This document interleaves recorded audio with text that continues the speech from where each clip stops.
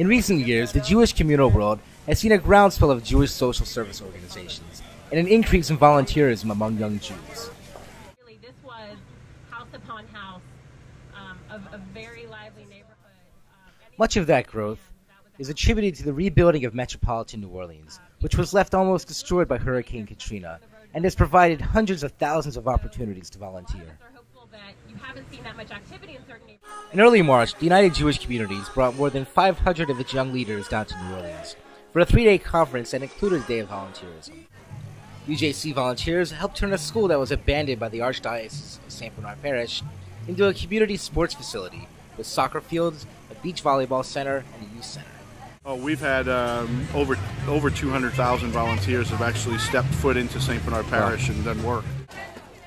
About 3,000 young Jews are now involved in service through Jewish organizations, and the philanthropic world is looking at the potential for social service to be a valuable identity-forming Jewish immersion opportunity, like day schools, camps, and Birthright Israel. So many, kids who go to Orthodox Yeshiva go a year in seminary, but there are kids like my son is 15, so in 4 years, 3.5 years, he'll be faced with that. You know what? He's not a real strong Hebrew student. That's not going to work for him. What would work? He would love to volunteer in Israel doing good work, or anywhere around the country or around the world.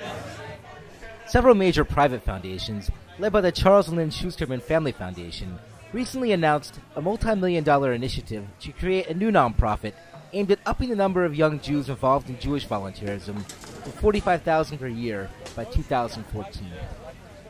UJC officials saw their project as a way to engage their young leaders in a way its usual conferences do not. We figured we've done enough conferences where it's just young people getting together and hearing speeches and having fun. We wanted to add a third component to get people out, to get their hands dirty, and do something that mattered to change the world. Volunteers also saw the project as a way to give back to the broader community in a way the UJC does not typically ask.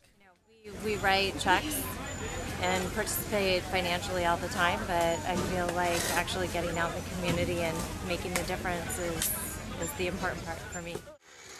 So while some may have seemed a bit out of their element, and others just a bit Jewy, Maybe I'm allergic to something. most took something meaningful from the experience. Personally, it helps put your life in perspective. And parish officials say it was more than just a token act of volunteerism.